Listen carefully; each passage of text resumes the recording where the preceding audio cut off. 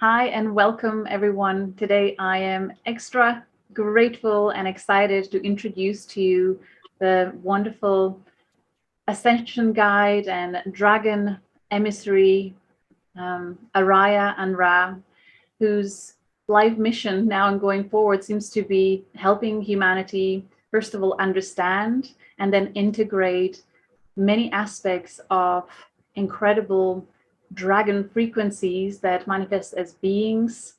And it really feels like the time has come for us to have these conversations more and more. I certainly see the shift in my community. And over the last many years, when I worked as a QHHT practitioner, holding space for regression hypnosis and witnessing, often very spontaneously, people regressing to a time and place where they met their dragon guide, and they went on to different star systems and sometimes even different galaxies, just being guided to massive expansion of consciousness, or others became dragon themselves, and that created a lot of powerful activations within their own being, within their own DNA. And then through soul realignment sessions, looking at soul records, and certainly lately now in Galactic Astrology, I see that theme coming up more and more, and it just keeps knocking at the door. People keep emailing me asking about dragon beings, dragon energies connected to different star systems, different archetypes. So there's just huge question marks, and people are so hungry to know more. So I'm deeply grateful that I was recently inspired to reach out to Araya AnRa, and that you agreed to meet us today and answer some of the many questions that we prepared for you today. Thank you so much and welcome. Well, thank you so much for inviting me. You know, anytime I can come forward and talk about dragons, for those that are ready to hear their message, hear what they're bringing, it gets me very excited, because it's a massive part of our ascension journey, of our completion process, because they've been here since the beginning. So anytime that there's an opportunity, it's the dragons, they won't let me say no. They pull me in and say, all right, this is another group that's ready, and let's bring the energy through in this way. And how do we share that in a way that can be heard and received?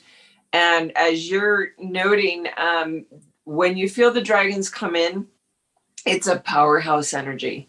It is not for the faint of heart. It is not for those that aren't ready. And if you're listening to this, if you're catching a replay, wherever you are finding this, it's because you are ready. And the dragons are, as you said, tapping on your shoulder. Don't wait for the frying pan to finally be the way that they get your attention. Let them come in. And as they do, what can you feel about yourself in that, wow, if I'm ready to have a dragon experience, or there's dragons energies around me, or I have information coming to me somehow about dragons connected to what I'm doing, what does that indicate for my own journey? And it's indicating not just a readiness, but a ramping up in your vibrational field. Because when the dragons come in, not only are they a very powerful force to be reckoned with as far as energetic dynamic. One of the questions was about where do they hail from? What dimensional realms are they within, whatever. And if you imagine that the dragon realms are all the way up in about the 22nd to the 25th dimensional octave. And I use dimension and octave interchangeably. So that frequency bandwidth is very much higher than where we are here. But they have a step down process that I'll discuss more in detail to bring that energy to us in a phase where we can actually interface with it.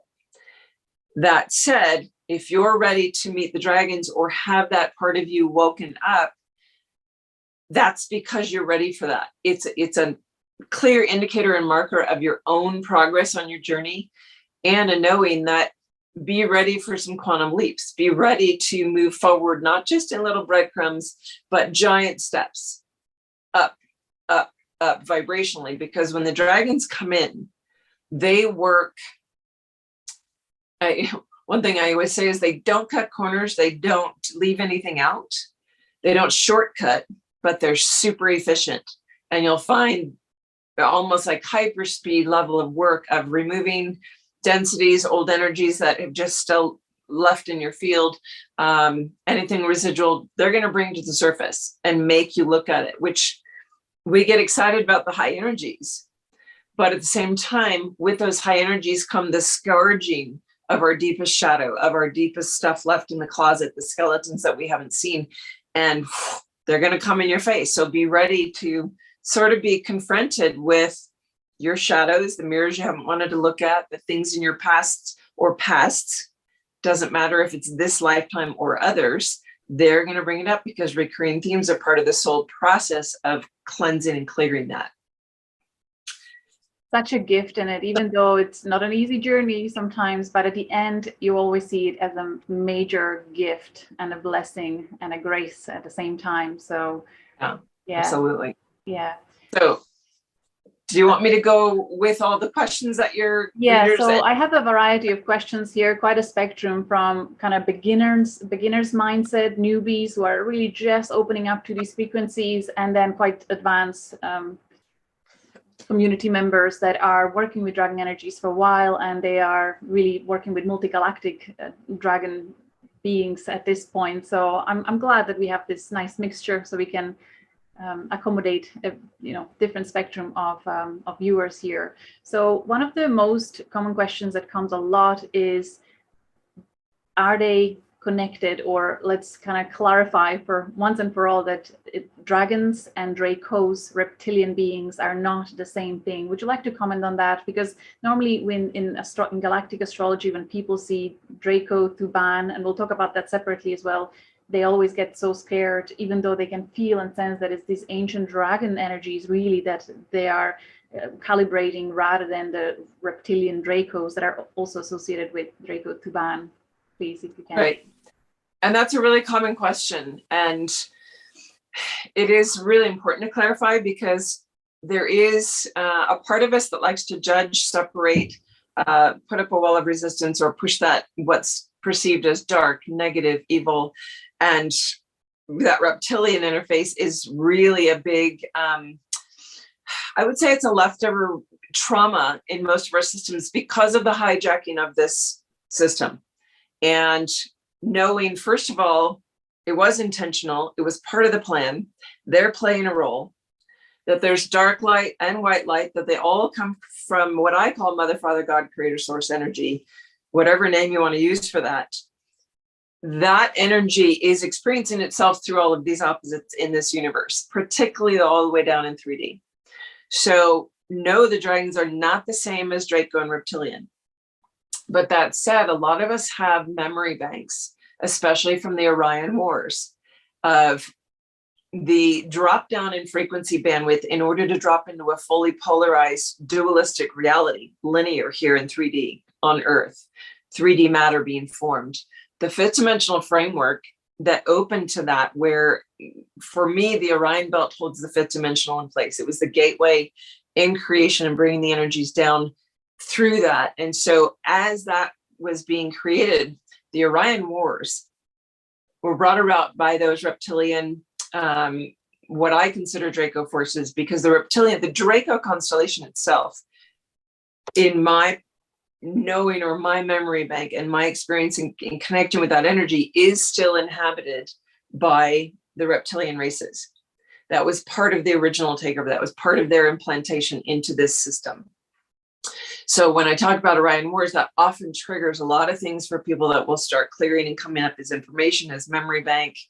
And the dragons were and are the grid keepers, the matrix keepers of this entire universe. So if you imagine, like, you've got this beautiful flower of life behind you, if you imagine the universal grid like that, from the edges of this universe all the way into where we sit, because it's from our perspective always that we're looking out. All of those intersecting points are a grid point that a dragon has volunteered in service to be guarding. He is the guardian of, or she is the guardian of. And in this, many of those were in place and being guarded when these forces came and attacked from behind. Now, one of the things about dragons is they can never attack.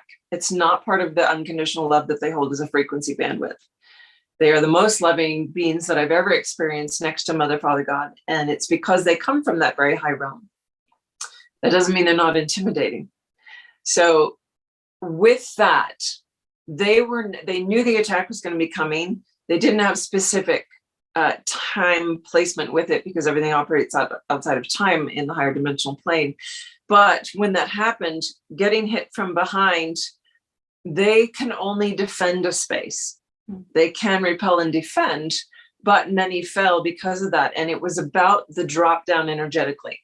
So we have this big negative about the Draco reptilian because of the role they have played. So as we heal this template, why would the Draco system come in? Why would that constellation be part of your field? Why is that a constant trigger? Because that part being healed is a part of a lot of our process. So that said, with the dragons are not the Draco, but in that war, there were many who remembered being leaders, commanders, dragon commanders. They had legions under them of dragons. My whole body's tingling on this. So a lot of people watching are going to be hit by this. Watching your legions potentially being tortured, killed, maimed, destroyed, imprisoned, slaved, all of those pieces were all of the different things that happened. And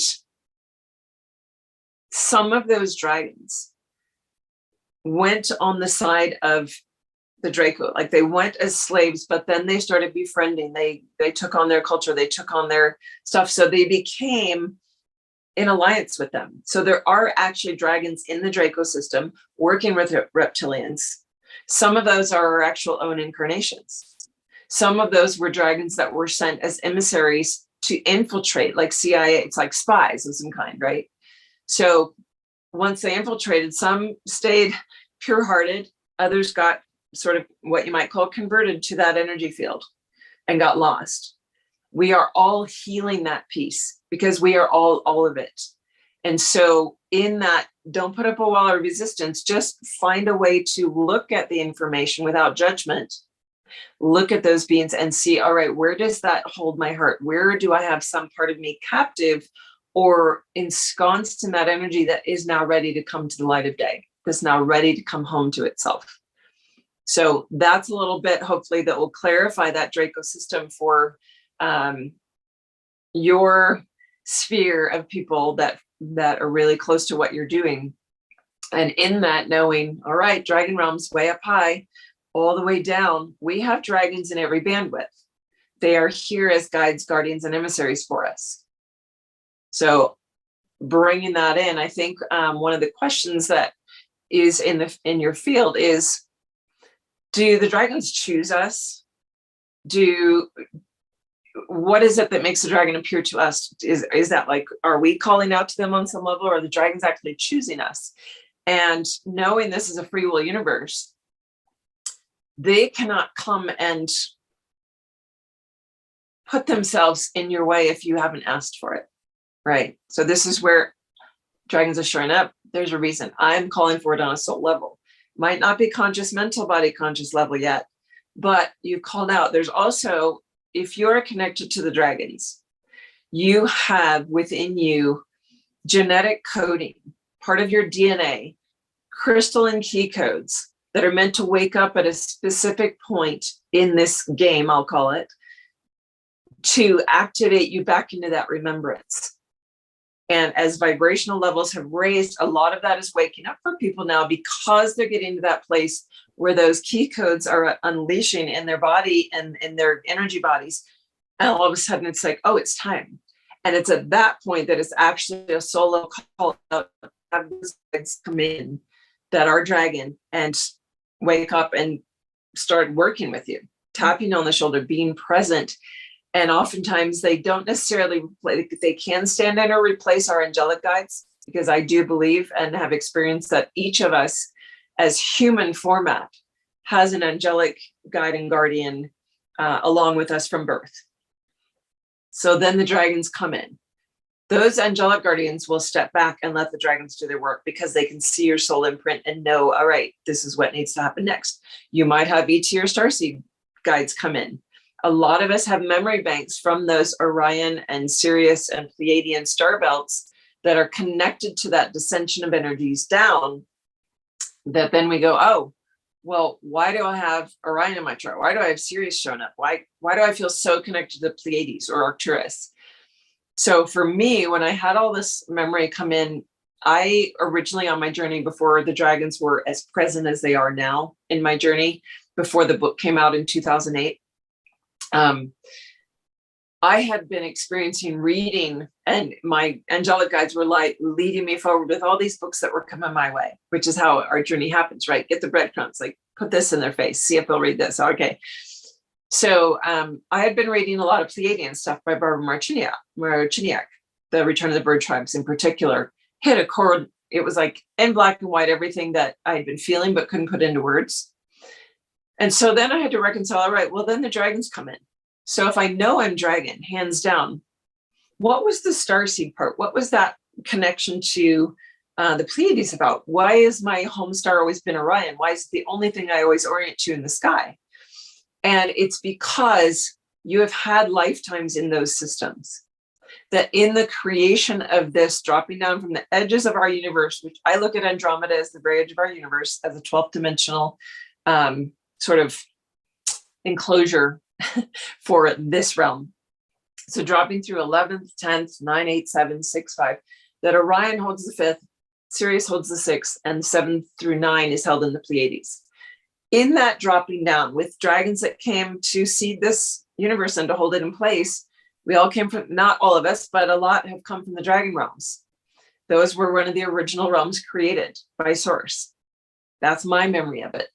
If you have a different memory, that's okay. But I know that it was one of the first created, and they're very, very ancient beings. They have the knowledge, the know-how, and the willingness and service and the level of unconditional love to come and work as service project for universes. So in that stepping down, every one of those realms and dimensional frequency bandwidths had to be created. All right, here's 9, 8, and 7. Let's put in these that now we know as the Pleiades. 6 bandwidth. And as those were being created, whether we were in dragon body, which at some points we were, or taking on a star body to start dropping in that closer to human format template, we have memory bank of being there. We might still have aspects of ourselves in incarnational bodies there in those systems. Maybe out in Lyra, maybe out in Draco. All of the systems we have expansive possibility to be incarnate within the way we fractal out our soul level. So bringing it down, this is why I believe we all have these markers that we draw to certain star systems, or they show up in our chart, partly as those triggers to wake us up, but partly because some incarnational aspect of us may still be there, maybe in starseed form, maybe in dragon body. You will have memories. I have memory of myself in other dragon bodies than my main dragon form. So all of this starts coming in, it's confusing. And it makes you sit and go, well, how does that reconcile together? I'll be honest, I was raised Christian. I was raised in a church. God was all, Jesus was all. And I had to sit for a long time with all of the information that I'd been given from all these different, more spiritual new age thought forms, and especially the dragons, because that was home base. Where does that reconcile with God as a being in my life? Because the church wasn't going to say, well, dragons are cool. And there's going to be a lot of your people that have that, whether it's Catholic, Protestant, doesn't matter, background of where do the dragons fit with God? And I feel like this is, I don't talk about this often, so it's interesting that this is coming up to share, because I literally sat for almost 4 years in a space of repelling all the dragon stuff, repelling all the other teachings that I had, and just saying, you know what, I'm going to focus on being human, because I need these pieces to find where they fit. I need all this stuff to be on the shelves behind me and let it trickle together and let my bodies, all my energy bodies, my mental, my emotional bodies, integrate that information in a way that's cohesive for me. Because right now they don't reconcile, they don't fit together. And I'm having a hard time with that. And so I put my heart out to God. I put my heart out to the dragons. I said, show me where you fit. And then finally one day I had this voice of God coming in saying, I created the dragons. Of course they're part of me. I created everything. And I'm experiencing myself through it all. So does that open the gateway for you to finally find your freedom within that and keep going with it? Because this is my journey. If I may interrupt here, I was so glad when you connected archangels to certain dragons. So there is Archangel Michael connected to a black dragon. Black dragon. Yeah. When I personally had experience of spontaneous integration of Michael archetype, I think it was either last year or the year before. It's hard to keep track of time when so much is happening, but it was within a space of 3 months. I had activation of Michael, then Melchizedek, and then Metatron.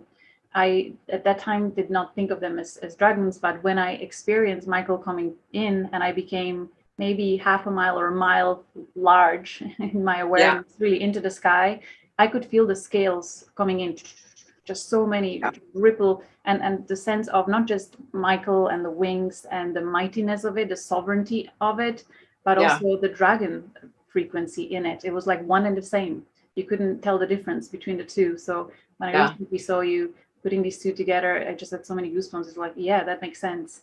And then with Melchizedek and Metatron, I didn't necessarily have such a strong sense of the dragon, but nevertheless, they were exceptional activations. So yeah, and that's a really important thing to bring in, and it's perfect timing with talking about like my own like reconciliation with where does God fit in, where do the angels fit in, where do the cosmic angelic realms fit in, because I have these other angelic guides, I have these other angelic memories, and with that, so with the black dragon, the white dragon, and the crystal dragon in particular, their connection with the archangelic Michael, Melchizedek, and Metatron respectively, I didn't even realize until probably in the last year, and I've been working with them since 2003, that they are one and the same, because I always had Michael and I had the black dragon, and they were like, hand in hand, cohorts, they work together. But realizing the higher showing of their twin flame, like how they actually are part of the same being, they are all of that there are some that need to see the archangel, and there are some that need to see the dragon. And dragons are shapeshifters. Dragons can take any form because of their higher level dynamic vibrationally, and so they will take the form that you need to have to bring in, but they also carry that vibrational doorway. So the crystal in particular is important, and it's interesting that this conversation is coming up with the dragons that wanted to be present visually in the field with the canvases. That I always have different ones because I've got the entire oracle deck to choose from. I've got the black and white spiraling, and I've got the diamond, which is a higher octave of the crystal, and those three being our gateway to the 0 point in order to move through the ascension doorway into the full quantum field. These are the potent energies right now. So Michael, Melchizedek, and Metatron, the black, the white, and the crystal dragons in particular are going to be powerful to work with right now. We had an activation with my Dragon Hearts. I have an ongoing group that everyone has completed the program in the last 4 years. We meet every month, and sometimes missions come up and activations come up, and then we all come in, whoever initiates it, and we support that. And so we had a very powerful one yesterday that was a completion doorway. It happened to be on the 7/7. And there's pieces coming into play of literally coming into cohesion universally. There were big pieces in the grids put in place or reinstated. And there's a question somewhere about energies being infiltrated or pulled off track, but everything's been reinstated now. So when I tuned in the energy this morning, I kept getting transparence. And I said, well, I always dress the energy, so I don't have any transparent clothes. I don't think everybody wants transparent clothes. So I said, all right, what holds that transparency is the union of the black and white. That's the first division out, and it's the final step returning home into the crystal and then the diamond frequency. And so the black and white drew, and here they are with that. But going and circling back around to the archangels, there's always questions, well, how are they connected to the angelic realms? Because sometimes I have angels come in and there's this dragon energy around them. The Seraphim are a dragon race.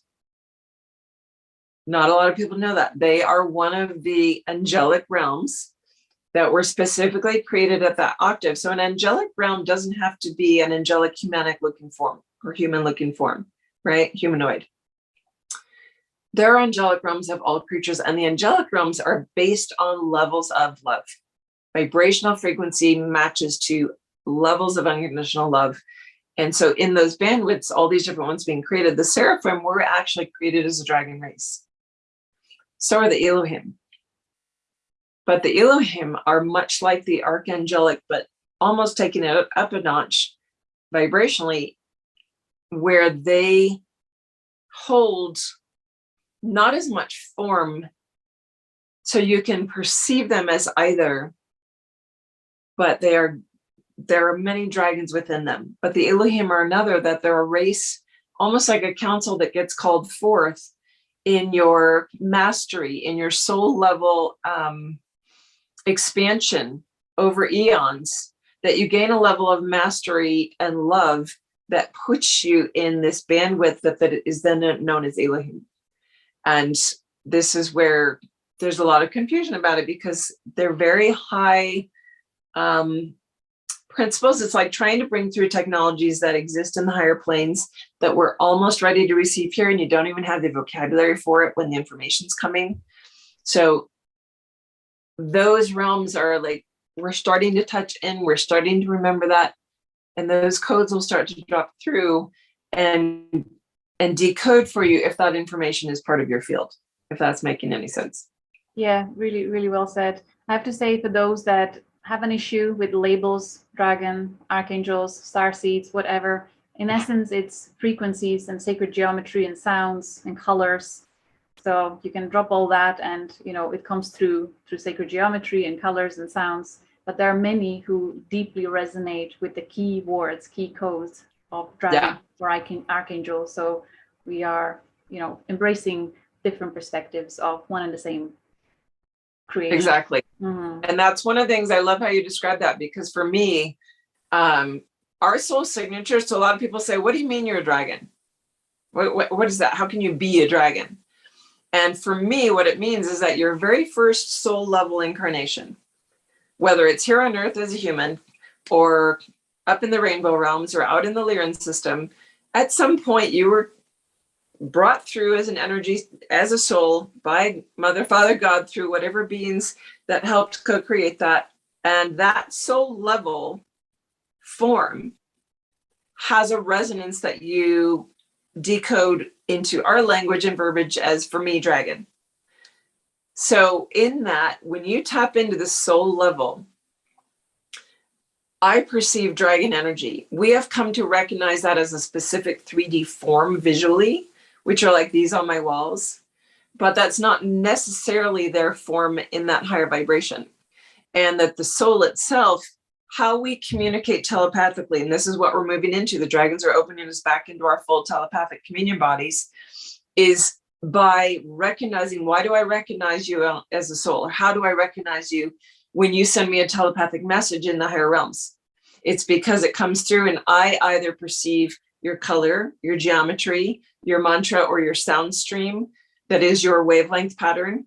And what I've come to learn and realize is, over time, souls get more complex. Beginner soul, very old soul. Their geometries, their colors become more complex also.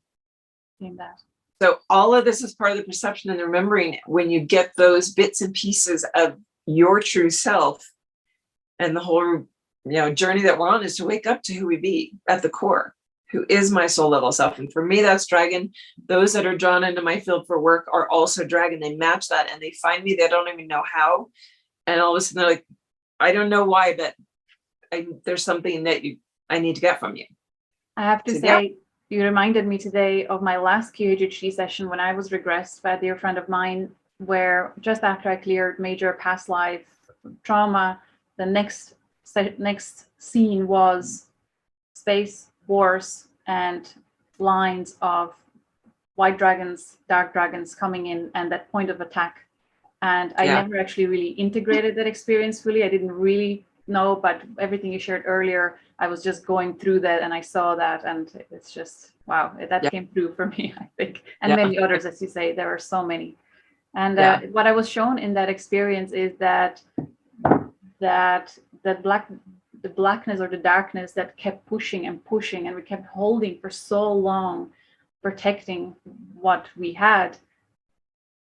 What I was shown in that experience is that darkness is leaving. It didn't really occur as integration. Maybe I'll experience that at some point now, but in that moment, this was a year and a half ago, the dark dragon chose to walk away and go back to wherever he came from. So Yeah. do you feel that's more like a personal internal experience where I feel no longer the thread is there? Or because I wonder, should it be more about integration of the two? Or maybe that actually bridges nicely to one of the viewers' question was that they hear rumors in the spiritual community that Draco constellation and the entire universe is being reclaimed by the original organic mother, father, creator, which comes hand in hand with these archetypal dragon energies. So I wonder that actually could align with that, where the darkness is leaving. Yeah, and when you see me do this, that's full body goosies when we're on track. Like, pay attention what's being said. This is truth being shared. This is exactly the message that needs to be heard and come through. So with that, yes, it's a personal integration, but everything is also on the macro level. So one thing that we have to start realizing about our journey is everything that we experience through the law of attraction, as we move into alignment again with the truth and the universal absolute laws, that micro macro scaling is all the way down to the cell in your body, the individual molecule, and biologically, I'm not remembering all the terms, but all the way out to macro level, not just universe, but multiverse. So it is being integrated, but at the same time, that is also being reclaimed. And we term it reclaiming because in the division, we saw it being taken away. Our perception is it was taken away. That was in divine perfection. As it's reclaimed, it's actually the unifying and integrating of those pieces coming together, which allows us to see what we need to see as the dark walking away. And it's just about our mental body being able to process the information. But when we feel the energy of it, just like I said earlier, coming into today is about transparency. It's the black and the white and this merge into 0 point doorway at a higher level. And that for us, we might put the verbiage reclaiming, but it's really about merging into union. What I have to slide in, what it felt like in that entire experience is that we have learned so much through holding that space and under the attack of the darkness. We have integrated and learned so much about that in contrast. We have now integrated everything that we learned, and we no longer need that darkness to be teaching us that exactly about who we really are. So it feels like that. It's not that they got fed up. It's we have integrated, upgraded, realized, and embody now everything that experience gave us, and it's no longer relevant. That's what it feels like. So yeah, we don't need the mirror there to look into anymore of the darkness. Yeah.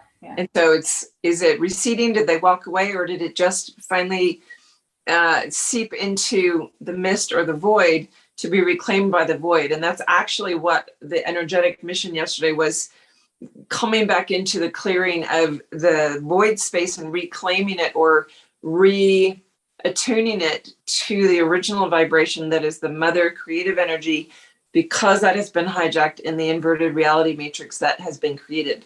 But it was all intentional. And the other piece here that's really important, when we step into the unconditional love, that the dragons are here to show us and remind us how to do that. How do we step into unconditional love? How do we step out of expectation, judgment, putting up walls of resistance? When we see and feel that, knowing each one of us has played every single role on the board. We played every dark master, we played light master, we played the middle guy that was just like standing there on the sidelines watching. We played all the roles. So in that knowing, in that higher wisdom perspective, when we look at the world game right now, and we see those that are still challenging, bringing chaos, bringing what we consider darkness, evil, negative agendas, they are playing a divine role. They're playing it perfectly. They are still of a dark light that has to find its way back into itself. They maybe haven't woken up yet, but the more space we hold and the more of us that move into that space of embrace as that role, they can drop their role too. It's like watching characters on stage that can drop their costume because it's no longer needed, because we're able to love it so much, because we love ourselves so much that all of a sudden, oh, we don't need those actors in the play. And then they can shift. But if we keep throwing stones, which is our judgments, our perceptions of them, our negative words about them, it's going to keep them in play.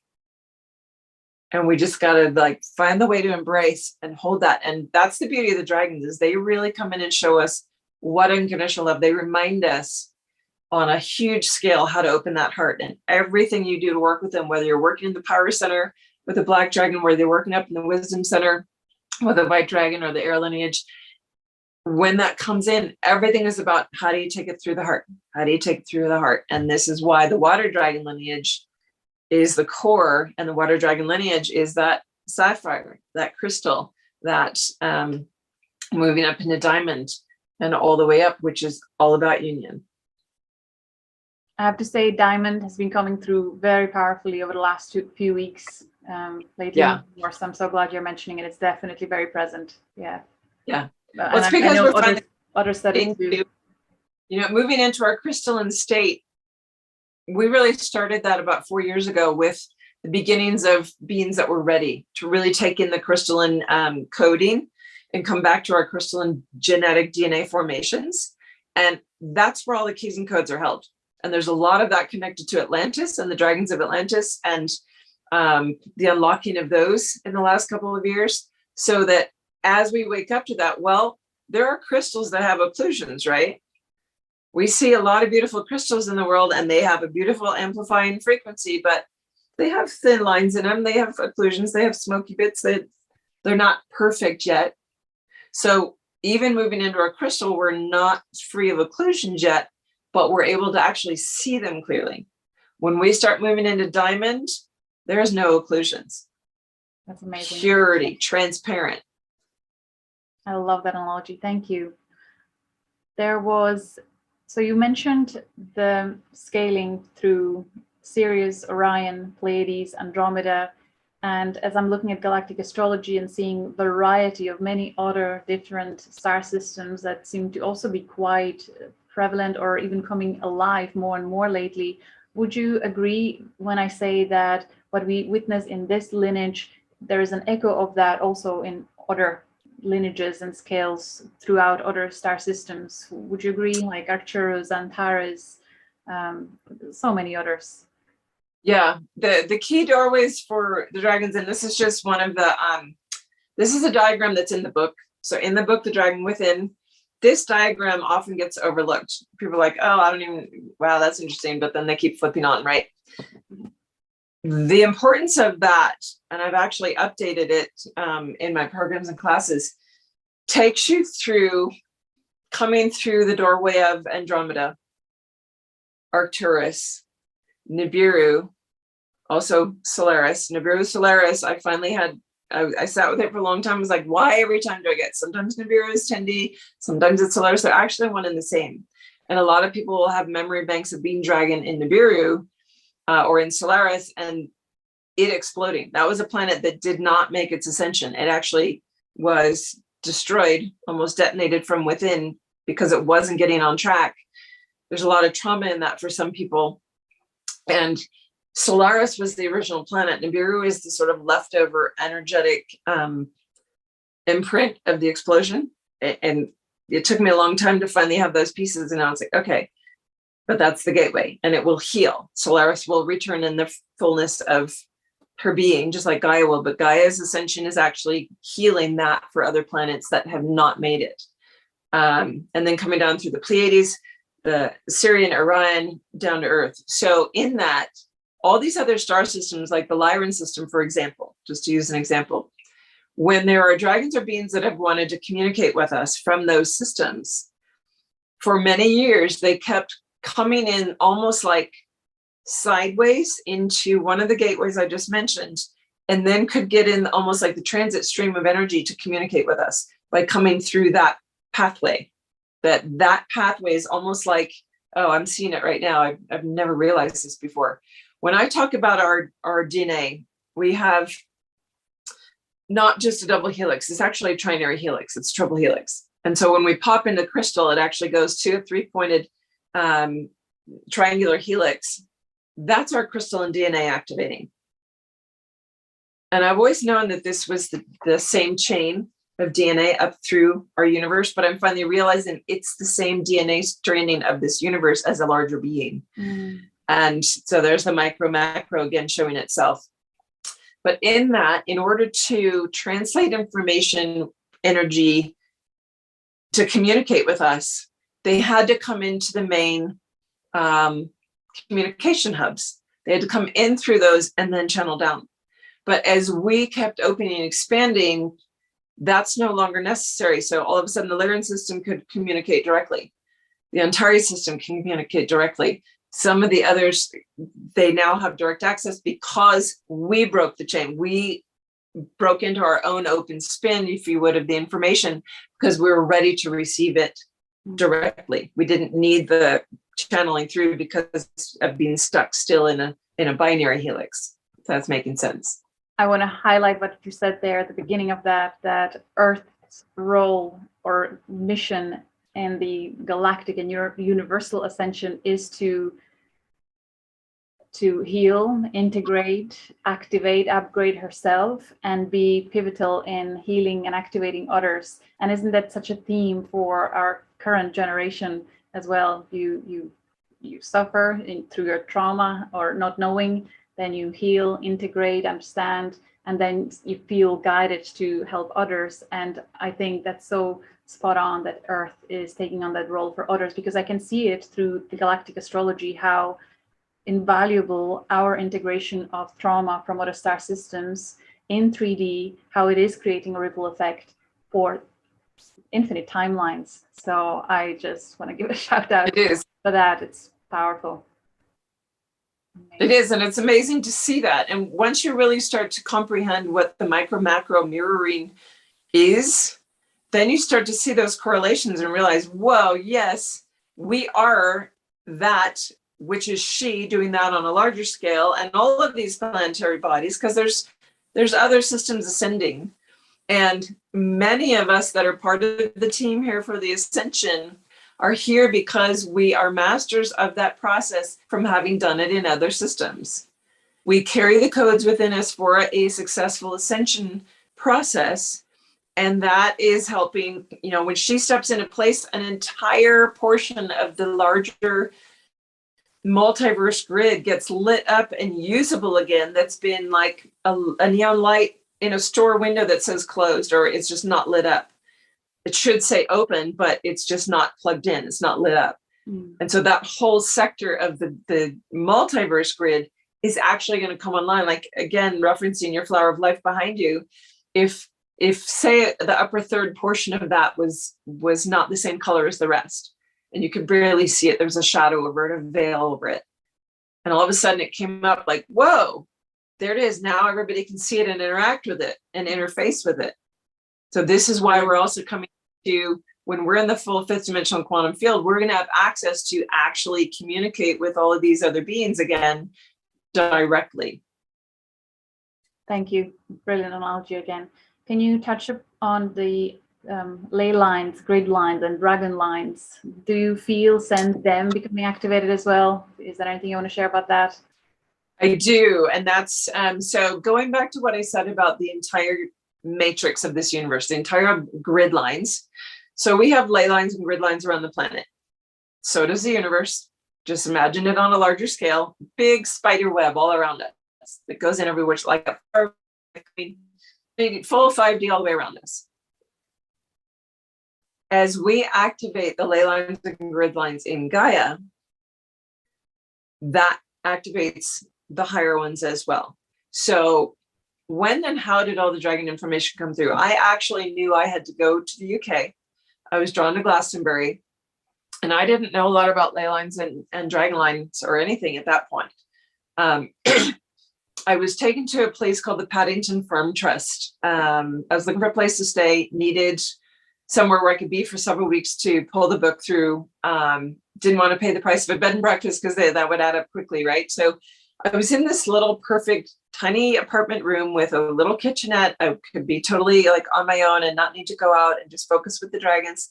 I came to find out later that it was 100 yards, 100 meters, say, from the dragon ley lines that runs through Glastonbury Tor. It was the closest place I could be to actually sleep in the energy of the line and be deeply connected. So why was that where I had to go? Of all the places on the planet, that because of the Avalon structure around it, because of all the King Arthur and the ongoing connection to that legend for people, it's kept it alive. It's kept the energies open. So I was able to connect there. So all of the Welsh and the Celtic, all of those countries that have dragon lore that is still alive, it's keeping those grid lines open to get the information through. So that line is definitely active. My task and what I've had come forward over time has been to realize there are large activation points on the grids where large intersection lines meet that I am called to go to physically, or now I go telepathically, because for some odd reason, before I was awakened, I traveled all over the world and I was in a lot of these places already. And because I've been there in this physical body, I can actually return there energetically like that to do the grid work now. It was great once COVID hit. It was like, oh, no problem. So that said, the larger grid lines are becoming more active. They are tied into all of the same, the Michael Mary lines, the Nilotic Meridian that runs up through Africa. There are different terms for them. For me, they're all part of the larger energetic grid that is being held by the lions, or excuse me, by the dragons, being handed over to the lions, the feline, the winged, the winged lions that are coming in. They're taking over from the dragons. And so you're going to start feeling a crossover working with the dragons where you may have feline dragon or lion energy come in and be a bit confused. Like, why is there a lion being on? I think it's very funny that my dragon kitty just walked in. I don't know if you could see him, but he just walked into the space right as we're talking about that. Very funny.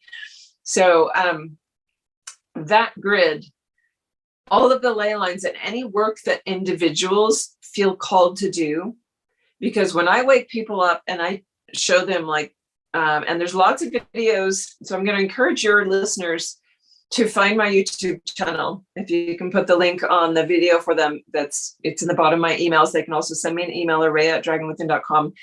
And when I email back, it's got all the links to my Facebook group, to my YouTube channel, because in the YouTube channel for the last 4 years, a lot of what we've discussed is in there. You can search it by topic, search it by Elohim, search it by angelic realm, search it by Draco, reptilian, whatever, ley lines. And there's been talks about it. Great. Because when you look at some of the ways to see and recognize a dragon in the land, somebody, your heart is telling you, I need to wake this dragon up, or I need to communicate with it. They are part of the grids. There are dragons in the lands, in the mountains, in the water, in nature that have been embedded and are waiting for this time for us to recognize them and say hello and say, yes, I am open to communicating with you again, because they receded just like that dark energy walking away. They receded energetically, those that were actually on the planet physically. They receded and let their energy bodies just sink into the land, waiting for the time when humanity would be ready to embrace them and no longer hunt them and no longer be chasing them and pushing them away and calling them demons, right? So when you feel that, just listen to your heart. Light language will probably come out. You might not know what that is, but whatever stream of energy is coming through, let it come out verbally and vocally, hands-on, because you are being called to activate that part of the grid. And I'm one being, I'm in charge of a larger, who I be as dragon. But each of those that are connected to dragon can help get those grids online where you are on the planet, where you're traveling on the planet, wherever you've been on the planet and feel called to go back to energetically. So the ley lines and grid lines are really important. And a lot of that is pretty close to being complete, because I've only recently, and it was literally last weekend, started communicating with the white lines who are in body on the planet. and the whole feline races that are taking over. They are the kings and queens that are here. The white lions down in South Africa and Timavati, they're bringing back. And so like I'm starting that communication because the baton's going to be passed. So coming from the Council of Moon, being ready to transfer that over means we're in game. We are at the pivot point. We are at the precipice, ready to leap forward. And that's it. We're in super exciting times. Like to be alive right now is just such a gift and so amazing. And to have, I'm getting full body goosies again. Everybody have the chance to wake up that dragon piece for them here and now. Absolutely, yes. So I just want to echo your encouragement to go on Araya's YouTube channel and website and get the book and the cards. I had so many goosebumps, so many chills when I was reading your book, and I can't wait to get the cards as well. So all the links will be part of the video and the description. I'm just going to show because they're so powerhouse. They're stunning and there's so much wisdom in them. Excellent. Thank you. Oh, all these dragons are so excited. There's so many lineages right here present because of everybody that's connected to the different lineages. I can feel this massive band of dragons around. They're sort of having a celebration party. Like they're really excited. Really good. I just want to, for clarity, to answer the question, and it came through a few different people asked differently, but same concept. They say, when I see in my galactic astrology chart, if I see Thuban Draco or Etamin Draco or other stars in Draco, or seeing stars to star alignments to Sirius, Orion, Pleiades, does it mean that I have dragon connections or ancient dragon energy connections to that are linked to these star systems, or are they human connections? So as you kind of said it before, so it's a bit of both. It depends which way your brain connects to it and what you're ready to remember, right? Lower dimensions and higher dimensions. It's what you're ready to remember, but you have to remember too that not all species are humanoid on those star systems. So depending on the star system, depending on the planet that you're incarnate within, you will have chosen a body type that is for a certain experience there. But if it's showing up in your chart here, to me, that represents that on a soul level, some fractal aspect of you is connected to that system, whether it's by memory that you need to remember, by having an aspect actually incarnate there, whatever the history is, it's a marker that's being brought into your awareness for you to remember and just make that connection to your larger self. Because what I've found is that the further forward I go in my journey of vibrational activation, the further back I actually have memory bank come in of conscious memory, conscious knowing of all the places I've been, of what was before this. Like I actually got so far back that I had a memory of being in the room with all the dragon commanders and the dragon king. And it wasn't even a room, it was a space out in some universe, somewhere, some realm. And I remember the moment that we all said, yes, as a whole, we unanimously agree, we are going to take on this universe that's going to have this earth piece. We are going to be the keepers as this universe gets created. That moment of saying yes and being in that space, I couldn't have remembered that if I hadn't done all this other footwork to get vibrationally here. So the further forward you go, the more memory you're going to have come. And as you merge into self, like the whole point of my Dragon Heart program is to step into who you be. And what does that mean? It means really aligning to your fullness of your light body and getting to that place where you can merge and be connected to it, so that in every moment you have conscious awareness of every part of yourself that is still fractaled out somewhere in any part of the universe. You may choose to recuperate that energy back in, but you may choose to still leave it out there and just know what you are doing in Antares or know what you're doing in Draco. And that's where we become multidimensional beings. That's where we remember that we are actually multidimensional. And not only does that mean that I've incarnated in those different places and different dimensions, but I am there now in this moment, because that's all outside of time. We're in the time-space continuum, but as we move out of that, have you noticed that in the last 2 years? How much more you're outside of the constraints of the timelines? My journey is all about that, like really coming into a time does not exist in many moments of my journey now. And we're bridging to where it doesn't exist at all. we're in that process, but it's super exciting.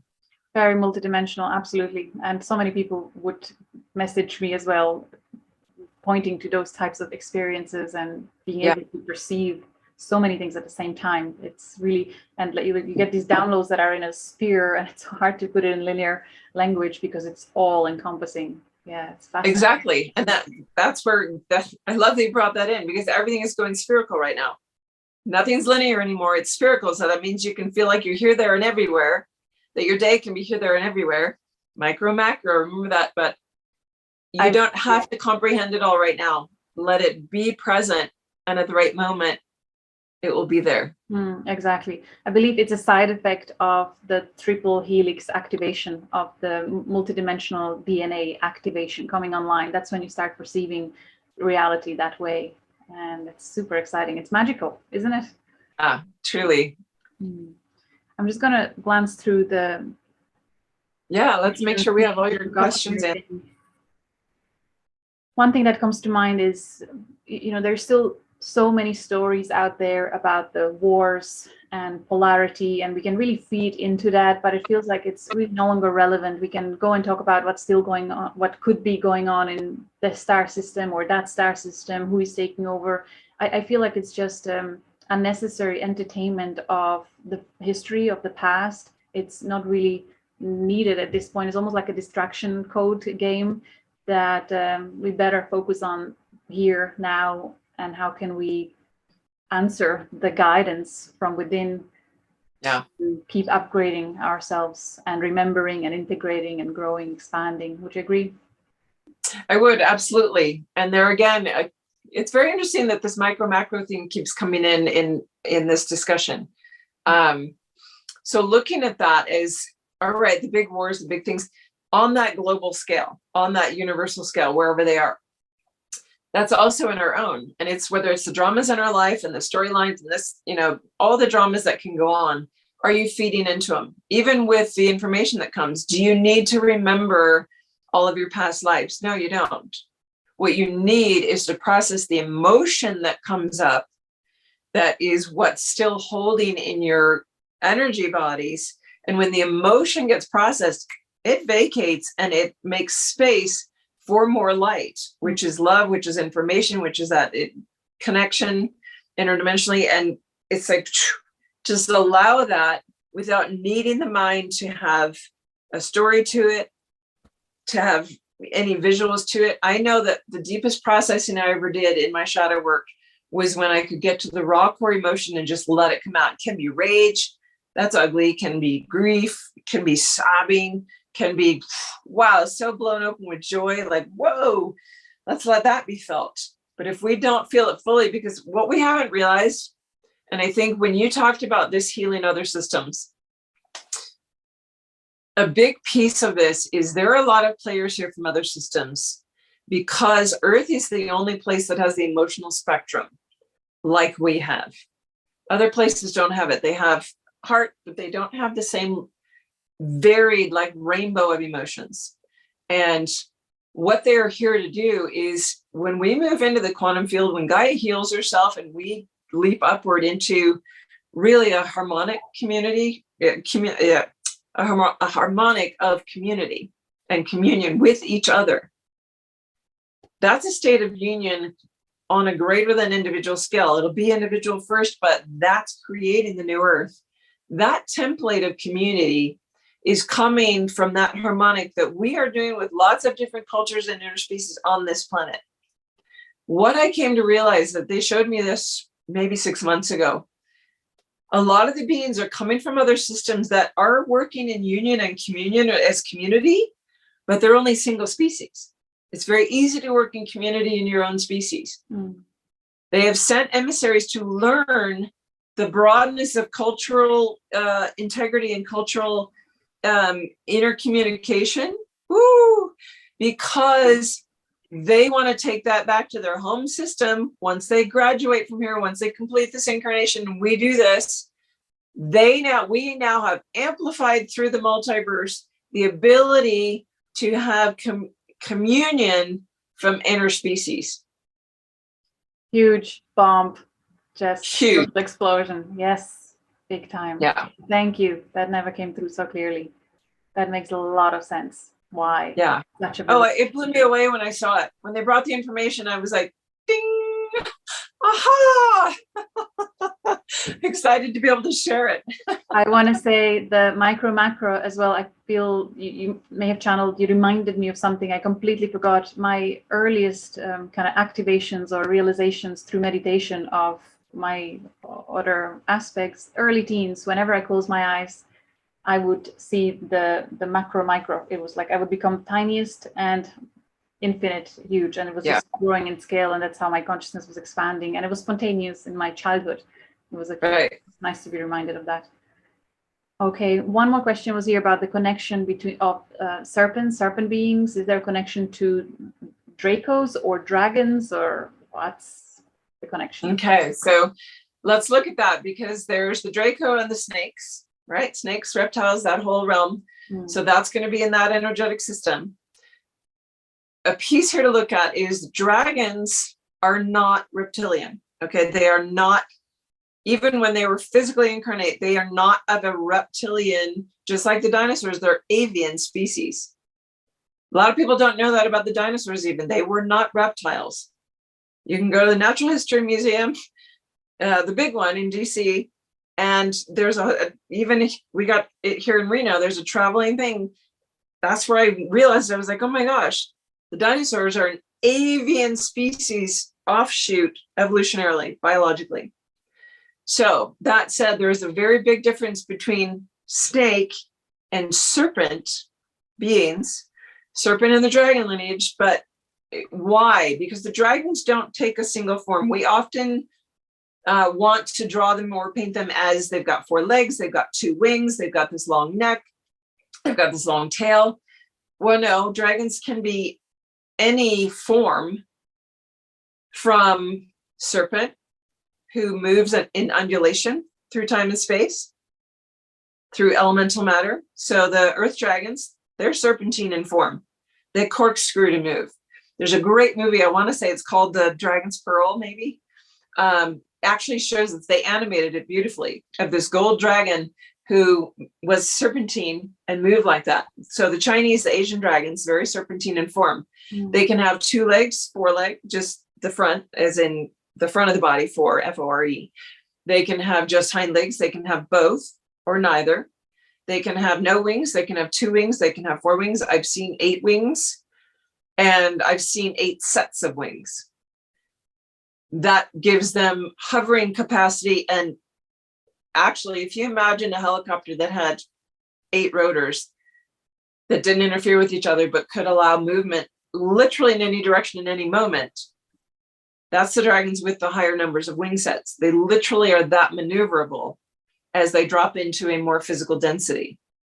So the serpentine form is that, those dragon forms, like my water dragon. If I was to show you, I'm just going to put really quickly, if I stop my video and you see my water dragon form, and I apologize to the artist, I don't know the name of the artist, and I'm using that image on my screen, but that water dragon is serpentine form, but has 4 the front legs and small wings. That's the one that I have always associated most directly with when I drop into a more dense elemental format. That's the form I take. So it's a combination of winged, legged, and serpentine. And I've always, so you have this childhood memory. I always, when I was in the water as a kid, I was on swim team for 13 years, and then I was a scuba instructor later in life. The water is like freedom for me. I finally really understand that. But I would go in the pool and I would drop down underwater and I would undulate my body like in free form. And it would be like the most blissful thing I could do. And I never understood it until now, looking back. And I realized, like, wow, that was my water dragon wanting to be just playful and come out and be there and remind me who I was. Love that. Thank you for sharing. Yeah, what we are tapping here is the infinite possibilities of what can be with these beings. And I feel our human mind really wants to square things into box so we can be comfortable there, but there are no limits here, really, as we can see. So yeah, and that's one of the mantras that the dragons have brought in for me to live by, is everything is possible. Don't put any limitations, belief systems, boxes around it. That's what 3D has done to you. And our ascension process is literally about having the dragons help us see the boxes, because a lot of times they're transparent. Pull them off. What is that belief system from? Where's that structure from? That's a belief structure. If you believe it, you'll create it. If you believe that it's taken away and not there, then you won't be limited by it, because we are literally creating our reality. Thank you for that reminder. Did we answer the question on how do we raise our inner dragon? Or as you said, when you're ready, when you start calling for it, it'll come and it'll start upgrading you. Do you want to add anything else to that? Well, I would say, just to encourage, especially those that have the book, each of us coming through. So even humans that don't feel connected to the dragons, they don't like dragon stuff, they don't called to it. There are a lot of souls on the planet that are first and foremost ever created as a human soul. They're here, but because the dragons are holding this grid, they all have a womb dragon. There's all an energetic connection to the crystalline grid that is the core of this, the core of the earth, the core of this grid universe. And so that crystal ball that holds that womb dragon in it, at some point, they will recognize that it's about their inner power. You can look at it as that archetype and stepping into their truth of who they be when they're living that. So there's a whole section on the Wombhara dragon in the book about that. And I would say, if you're waking up your inner dragon, I wouldn't worry so much about it unless you're like, feel this deep call to dive into your womb space. It's the Hara space for men, but literally we each have both. And when you dive into that space, to just open and feel in this darkness, where is the dragon? And you may see a crystal ball. You may see that dragon sitting there, blackish green, dark in color. Start communing with it, heart to heart. Wake it up. But whether you do that directly or not, when you work with the dragons externally and start shedding away all the layers that you feel are external, they're actually also internal. And you can't not do the external work and not have that also being drawn to you. Just crack that inner dragon open. And it's like one path leads to the other. It's spherical, so it comes back around into itself. So you can go either direction to really connect with that. You can go direct straight into the womb, into that inner space, or you can go external and get all this help from these dragon guides and guardians and beings, and you'll still get there. Really good. Thank you. What comes to mind is the difference between dragon rider and dragon keeper. Would you like to comment on that briefly, please? Yeah, I'm glad you brought back around to that, because that came up in the question of these other star systems. Yeah. So a dragon heart, for me, is a being that first and foremost soul incarnation is as dragon. They maintain that space as like, my heart is this big diamond that is the core of the dragon. That is where it's a diamond shaped Merkaba. It is a core of fire. That is the essence of a dragon heart. A dragon rider is actually one that has split itself almost like a twin flame split, where it's one and the same being, that it comes and it has a dragon format and it has a humanoid format. It doesn't have to be, though. I have now encountered dragon riders that have a unicorn counterpart with their dragon, others that have a lion and a dragon hybrid. So the dragon rider piece is just splitting into two fractals, two forms that stay connected at their base level. So if you had a branch coming off of your soul space and you had a fork down here, you could have a dragon rider experience, whether on this planet or on another planet, where one of the clients that I worked with had, and I don't know the name of the planet, they gave a number just so I could associate it, but they had their humanoid aspect and their dragon aspect, and the dragon was injured. Anytime that happened, the humanoid would actually automatically feel that as well, like, because they're so connected. If one dies, the other dies, and then they have to start over. So the dragon rider is an intentional splitting of your energy for whatever reason and whatever system. It's always about what we want to learn and experience. So the dragon in that situation was no longer welcome in these humanoid colonies. And so the human was there interfacing and trying to bring that back in, but wasn't being accepted. And so the dragon ended up being hunted and that piece left. But it's just a different experience of connecting with your soul level dragon energy. So both of them have dragon at the core on the soul level, but they can represent differently. And usually dragon riders are the type of soul that would commonly have that split of experience. Whereas like myself, I don't recall ever having a dragon rider incarnation or split like that. Same here. Understood really well. Thank you. That was perfect. One more thing that comes to mind with that is spinal column and maybe pain in the spine. Have you come across that shifting as people activate the dragon? You're going way back to my first experience with dragons. So I love that this is coming full circle. So way back in 2003 to 2005, when Metatron was the one that came in and I had my awakening, I was 36. And he literally came in my meditations every day to wake this piece up in me. And he started by being present in an angelic form and getting me to start sounding and doing energy work with people's auric fields and encouraging me to start working on people, on friends, on, you know, whoever I could do a trade with, whatever. And as that was happening, that's when the dragons showed up.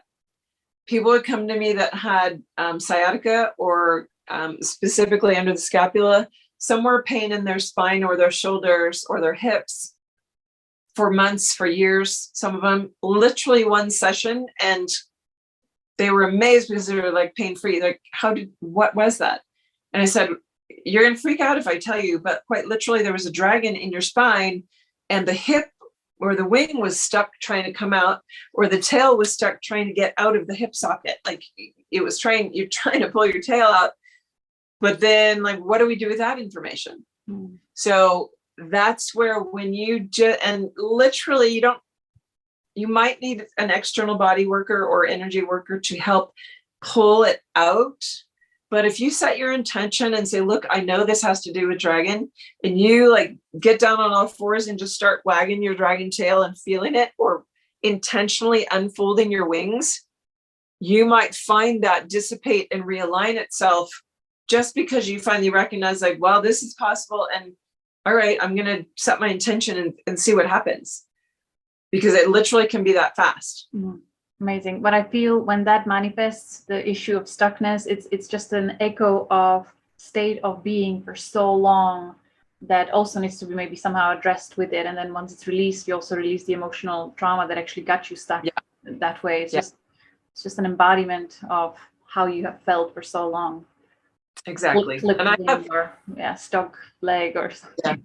Yeah. And I have experienced too, certain people have carryover when you start connecting to some of the higher energies incarnationally that you're a part of, and any of your incarnational aspects in particular, if they are dragon, if they're wounded, have a spear in their back, have had their wings pinned, or their ankles or part of their wings chained to a wall, or they're in a cage, anything like that, as you wake up to those vibrational levels, you may start experiencing the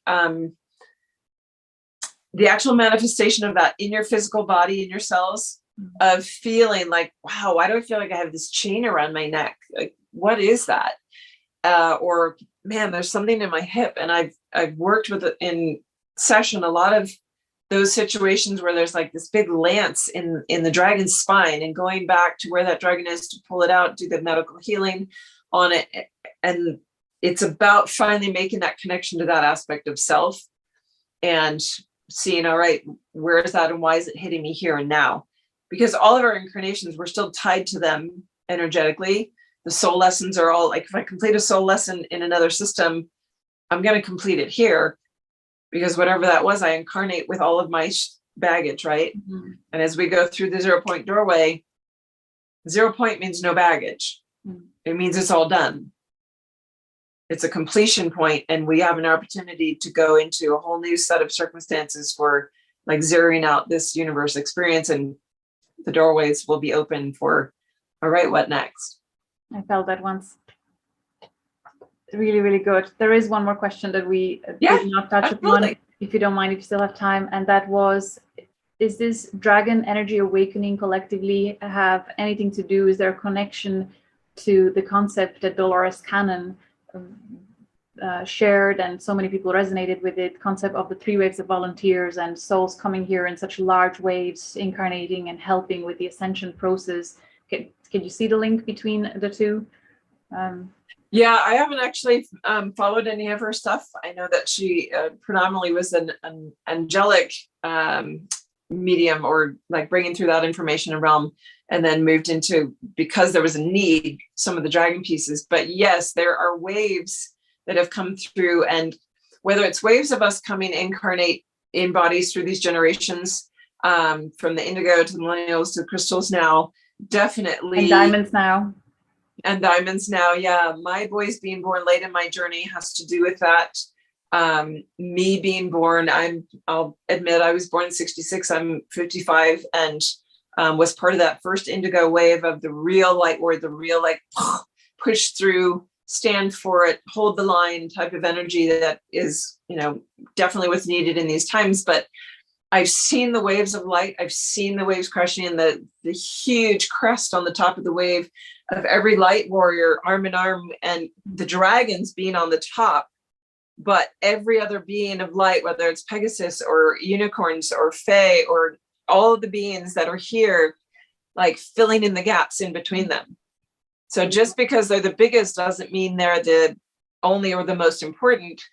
They hold a specific frequency, but as does each species of light beings that are here that are assisting, because all of us that volunteer, like all of that came in service to this realm, they're taking something back to their home system. There's always an exchange energetically. And that's not why they do it. They do it in service, but there's going to be that reward, or that piece that they get to take back to their home system. And so the power of the intentionality, I just looked at my clock here in the States, I'm at 11:22, and we're talking about this. I find that powerful. So yes, there are waves of beings that have come in.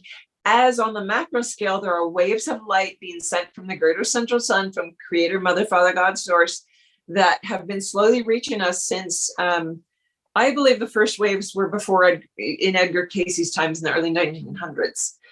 1987 being the next one, the harmonic convergence. If you don't know what that is, Google it, go look it up. That was a turning point when all of a sudden there's channelings. Everybody's channeling information. Why is that? Because this big wave of love came from our greater central sun to kick in the next phase of the process.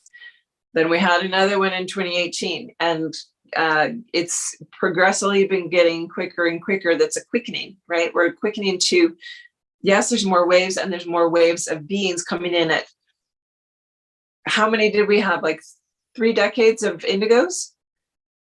Yeah, and sure. It hasn't taken that many decades of incarnational beings to get to the diamonds from the crystals, right?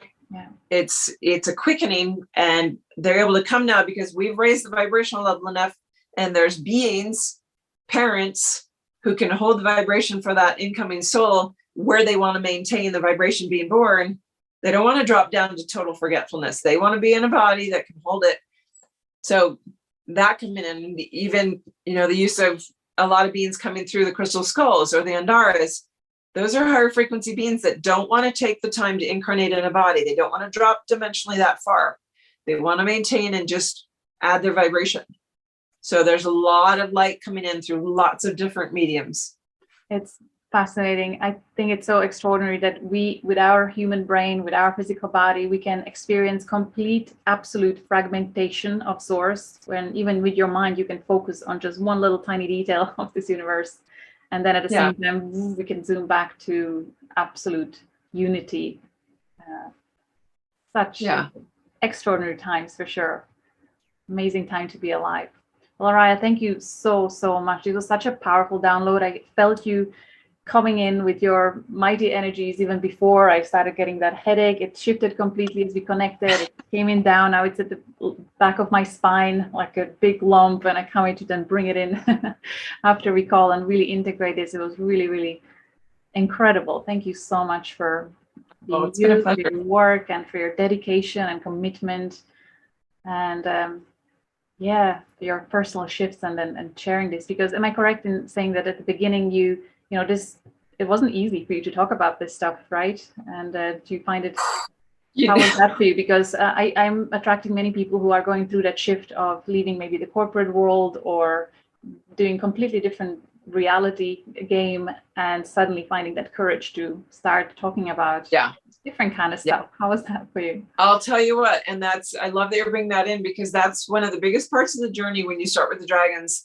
There's going to be a piece that a lot of us have about really stepping into our power and being visible, because for me, I wrote the book in fall 2007. I put it out in 2008.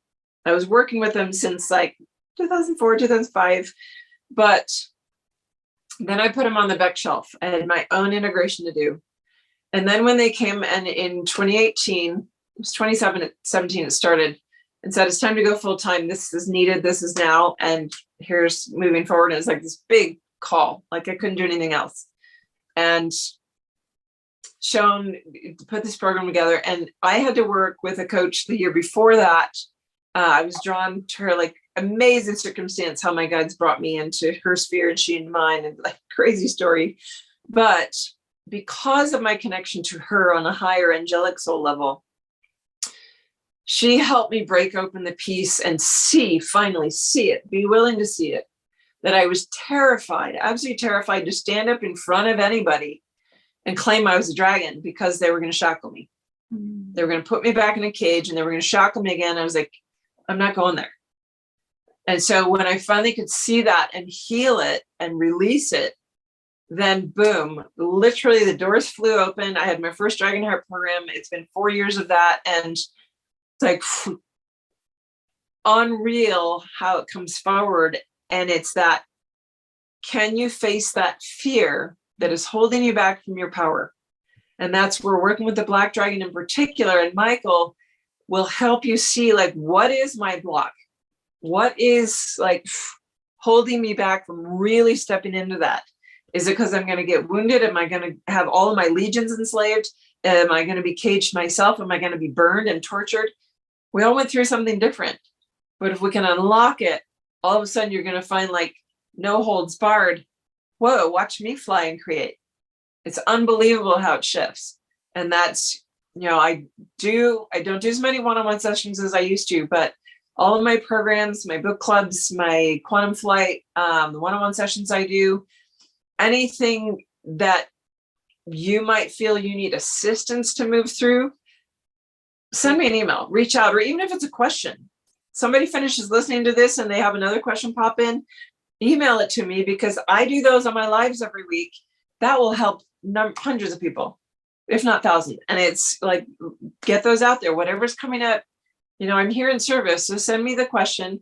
If it's a really personal thing and we need to do a session, I can get you connected to that. But there's ways to work through it. And that is one of the things I do, is that mediumship piece to connect soul to soul, feel your dragons, who's around you, let your soul communicate what's holding you back right now. What's the biggest thing blocking you right now? And whether you need a human interface to do that, or you can just say, all right, open the book. All right, this is how I call in the Black Dragon, and trust it. And don't be surprised if more than one dragon shows up, because they're working in teams now. They're like, all right, it's time to really expedite things. And you might have a whole lineage show up where the Black Dragon is there, and then Obsidian steps in right behind to bring it up a notch already. They're working like that now. So powerful. And your lives are on Facebook on Tuesdays, is that right? Yes, Tuesdays, 11 a.m. Pacific Standard Time. So here, West Coast time in the United States. I rarely come on right at 11. It's always dragon time. Sometimes it's 11:11. Sometimes, I come in and it's just perfect, and everybody finds that they get it later. The reality in Ireland as well. I'll be there in a few minutes. Yeah, half an hour later. See ya. Yeah, but that is the group on Facebook is for the love, capital LOVE of dragons. Apparently there are 2 for the love of dragons groups. I didn't know that was possible to create 2 with the same name in Facebook, but it is a capital LOVE for the love of dragons. And you'll see, my face on there to know it's the right group. Excellent. Well, thank you so much. This was such a gift. You're so generous with your offerings. Maybe we'll do something like this again in the future. You know what? I love talking about dragons, so we could go on probably all day, but we can't always do that. Excellent. Well, have a great integration, everybody, as you start working with this. Much love to y'all. Take care. Absolutely. Bye for now. Bye-bye.